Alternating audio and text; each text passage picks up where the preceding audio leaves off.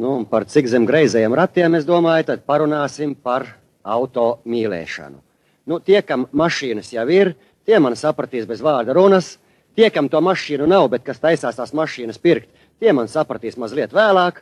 Nu, un tie, kas mašīnas pirkt netaisās, pēc šī vakara varēs rādīt ar pirkstu uz tiem, kam mašīna ir, un sacīt, rekur aiziet tā nelaimes čupiņa. Vārdu sakot, es nolasīšu jums auto amatiera, vai kā tagad viņu slamā auto mīlētāja dienas grāmatu. Tā sākas 10. septembrī. Visiem kārtīgiem cilvēkiem mašīna sen jau ir, man vienīgajam nav. Nolēmu tikt pie mašīnas, lai būtu tāds pat kā citi. Nokārtoju dokumentus, iestājos rindā. 10. oktobris, stāvu rindā. 10. novembris, sēžu rindā. 10. decembris, guļu rindā. 15. decembris, rindā guļot, nejauši uzzināju, ka rindā guļ tikai cilvēki ar kantainām galvām. Visi pārējie brauc uz rumbulu un mašīnu pērk no rokas. 3. janvāris. Ar jauno gadu sāku jaunu dzīvi. Nopirku veco žiguli par jaunās Volgas cenu. Labi ļaudis par smiekla naudu pāris simtiem iznomāja garāžu. Lai tiktu līdz mašīnai, stundu jābrauc ar autobusu, stundu ar vilcienu un stundu jābrien pāri purvam. Atpūšos pie stūres, lai gūtu spēku atceļam. 9. janvāris. Gudri ļaudis ieteica taupīt naudu, pirkt no šoferiem lēto benzīnu un jaukt klāt zilos aptiekas graudiņus. Nopirku, piejaucu, iedarbināju, tētīt balto. Pie izpūtē trāpījās kaimiņiene. Kaimiņiene visa lillā, kaimiņš nikni zaļš, es pats raibi rūtains un milicijā. 20. janvāris. Zinoši ļaudis ieteica benzīnam jaukt klāt naftalīnu. No tā neviens lillā nekļūst. Ielēju, piejaucu, mammīt mīļo. Uz gājēju pārējām, kažokotas dāmas krīt ģībonī, visas kodas no kažokiem laukā un manai mašīnai virsū. Izrādās, žurkas tagad pārtiek tikai no žurku zālēm, kodas pārtiek vienīgi no naftalīna. 3. janvāris. Nav spēka vairs aiziet līdz garāžai. Turu mašīnu zem dzīvokļa logiem. Kaimiņi ieteica iegriezt riepās krustiņus, lai pēcāk zinātu, ko meklēt. Krustiņus iegriezu, aizmigt nevaru. Visu nakti sēdēju pie loga. 31. janvāris. Atkal visu nakti sēžu pie loga, guļu darbā. 1. februāris. Darbā sāku krākt. Pamodināju pārējos. Tagad darbā gulēt vairs neļauj, bet mājās nedrīkstu.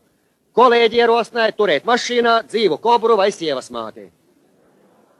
Sievas mātes vēl nav, kobra izrādījās deficīts. Nopirku īpašu dzīvesudraba slēdzi. Tagad pat sniegpārsliņa netraucēta neuzkritīs uz mašīnas jumta. Šonakt beidzot izgulēšos. 1 naktī. Mašīna taurē pilnā rīklē. Pamodos, paķieru cirvi, izskrēju uz ielas. Uz mašīnas jumta kaķu Romeo mīlinās ar kaķu Džulieti. It kā uz citiem jumtiem vietas trūktu. Abus padzinu, likos uz auss. 2 naktī. Kas tev deva? Mašīna auro. Kodes salidojušas no visiem pasaules skapiem un grauž mašīnai nost krāsu. Metu plēsoņām ar malkas pagali, trāpīju. Pa kreiso priekšējo lukturi. Nē, pēc šitāda jandāliņa zagļi šonakt nezags visā pilsētā. Izslēdzu signalizāciju, iedzēru miega zāles, likos uz auss. 2. februāris. Pamodos pēdējā brīdī, ielēcu biksēs ar biksēm mašīnā. Motors rūc, mašīna no vietas nekust. Zinātāji no malas aizrādīja, ka mašīna nav čūska, uz vēdera ložņāt nespēja, bet riteņu vairs nav. 5. februāris. Auto veikalā riepu un disku nav, toties ir rinda. Esmu 13,897. Ļaudis meuš, ka mana rinda pienākšot tad, kad es baltās čībiņās gulēšot melnā zārkā. Visi pārējie riepas iegādājoties no veikliem vīriņiem. Vīriņu atradu, vīriņš piegādāja riepas. Negluži jaunas un ar tādiem pat krustiņiem, kādus iegriezu es. 12. februāris. Jau nedēļu katru vakaru skrūvēju riteņus nost un stiepju 5. stāvā. No rīta esmu atkal lejā un skrūvēju klāt. Kas teica, ka auto mīlētājiem būs infarkts, auto mīlētājs var kļūt vienīgi par čempionu svarcelšanā. 20. februāris. Kodes aizgrauzušās līdz benzīnbākai. Speciālisti ieteica nopirkt vardes un palaist mašīnā. Tās ķeršot kodes un visiem būs labi. Nopirku, spēcīgākās vardes palaidu mašīnā, vārgākās atstāja burciņā vannas istabā, lai paaugās. 26. februāris. Manas vardes izsprukušas no burciņas un salikušas vannā tai brīdī, kad tur priekšā jau peldējās dzīvokļa kaimiņiene. Kaimiņiene tāda pat dabiski ieziepēta, aizjoza uz izpildu komiteju sūdzēties. Muļķe, varbūt kāda no vardēm bija apburts princis. 3. marts. Biedru tiesa Vardes par prinčiem neatzina. Man ieteica pāriet uz mazāk bīstamu benzīna marku. Speciālisti uzlika mašīnas motoram īpašu blīvi. Tagad var braukt bez naftalīna un bez vardēm. Meistars teica, mašīna iešot pa gaisu. 6. marts. Aizgāja pa gaisu viss motors. Veikalos nav, kaimiņi ieteica likt Rīgas balss reklāmas pielikumā sludinājumu. Ieliku, vientuļam vīrietim nepieciešams dzinējs lietošanas kārtībā. Īpašnieci varu ņemt par sievu. 10. marts. Pieteicās 800 gabalas. 500 vispār bez dzinējiem, 100 bez blīvēm, 100 vecāks par manu vecmāmiņu un 100 baismīgākas par atombumbu. 801. dzinējs lietošanas kārtībā, bet mašīnas grīda izrūsējusi un pasažieri krīt laukā. 13. februāris. Nosvinējām kāzas. No 2 vecām mašīnām izkombinējām vienu puslīdz braucamu. Rezerves daļa problēma pagaidām atrisināta. 29. oktobris rudens. Visu vasaru noripojām kā pa mākoņiem, bet mašīnas grīda caura līdz pēdējām. Sieva pa ceļam kaut kur kopā ar aizmugures sēdekli izbira laukā un pazuda. 30. oktobris. Meklēju jaunu virsbūvi un veco sievu.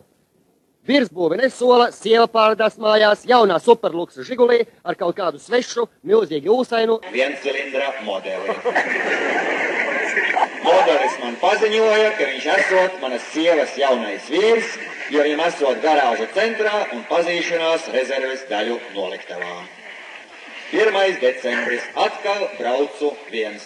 Ātrumkārbā zobratam nolūza zobs, tagad var braukt tikai atpakaļ gājienā. Zinātāji ieteica aizbraukt pie zobārsta. Biju zobārsts, nosūtīja mani tālāk pie psihiatra.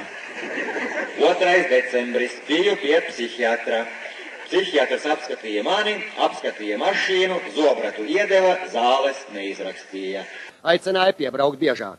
2. decembris. Ieliku zobratu, nojuka bremžu cilindri. Bremzēju ar kāju pret asfaltu. Vienu platformas kurpju pietiek 2 izbraukumiem. 10. decembris. Vēlreiz biju pie psihiatra un lūdzu bremžu cilindrus. Psihiatrs izrādījās cits un vaicāja, vai kārdāna krustiņus arī nevajag. Teicu, ka dikti vajag. Psihiatrs teica, ka viņam viss esot skaidrs. 25. decembris. Beidzot dzīvoju mierīgi. Mani kaimiņi visi kā viens guļ zem gultām un kaut ko remontē. Nodibinājām savu auto amatieru biedrību. Māsiņas sola, ka rezerves daļas mēs saņemšot vairumā, ja regulāri ievērošot psihiatru norādījumus un dzeršot zāles.